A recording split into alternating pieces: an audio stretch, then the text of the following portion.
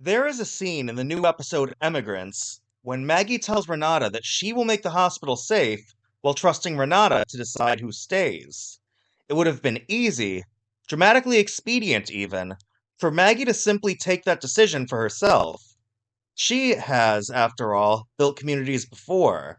But the show understands something more interesting than expediency: that trusting someone else with a consequential decision is itself a form of leadership, perhaps the harder and more valuable form. Last week's decision about the Dama was, functionally, taken out of Maggie's hands by Negan's unilateral action. This week presents a different kind of test, one that cannot be resolved by a single violent act. What do you do when the beacon you lit, quite literally in the case of the illuminated Statue of Liberty, actually works, and strangers begin arriving on your shores by the dozens? Emigrants is an episode about the accumulating weight of choices that have no clean answer, and the specific character of the people making them. Renata is as much at the center of this episode as Maggie and Negan, and Aimee Garcia finally gets the material to justify what Maggie apparently saw in her from the beginning. The episode is largely structured around Renata's internal deliberation over how to evaluate the survivors requesting entry. Not a snap judgment made under pressure, a genuinely considered process weighing immediate safety against long-term community health. Her recognition that a single wrong admission could unravel everything they have built, and her willingness to think in terms of years rather than days, is precisely the quality that separates a leader from someone merely holding power.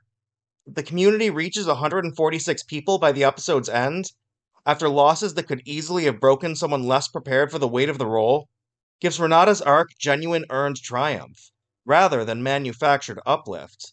This is the episode where Renata becomes a character worth following in her own right, and not just Maggie and Negan's newest ally. The evolving dynamic between Renata and Negan continues to be one of the season's most interesting threads. She represents, almost programmatically, everything Negan's history should make her despise, and yet she is visibly, grudgingly beginning to recognize that his read on people and threats is frequently correct.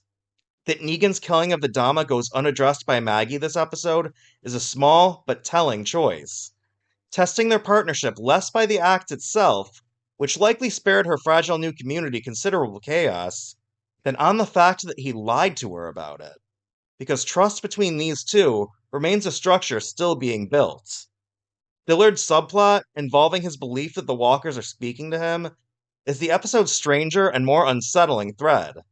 A portrait of the specific loneliness this apocalypse produces, and rendered with just enough ambiguity about what Dillard actually believes to be genuinely unnerving rather than simply just strange.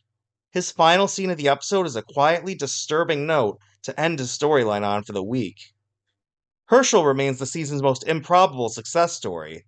His continued immersion into medicine, thrown into the deep end by the sudden influx of new arrivals, gives the show material that feels genuinely atypical for this franchise. A young man finding purpose and competence under pressure, and visibly earning his mother's pride. After everything they went through in the previous season, watching Maggie look at her son with genuine pride this season is one of the most satisfying character developments the show has produced. 3 episodes into the season, The Walking Dead Dead City has made every element converge into something confident, rather than merely just functional. Maggie is building something real in Manhattan, Renata is proving herself as a leader in her own right, and Negan is slowly, awkwardly working his own way into a leadership role in this new community, whether he wants to or not. Hershel is becoming someone his mother can be truly proud of, and even the horror elements, including Dillard's unsettling relationship with the dead, feel purposeful rather than incidental. Now as much as ever, the Walking Dead franchise feels like it's worth rooting for.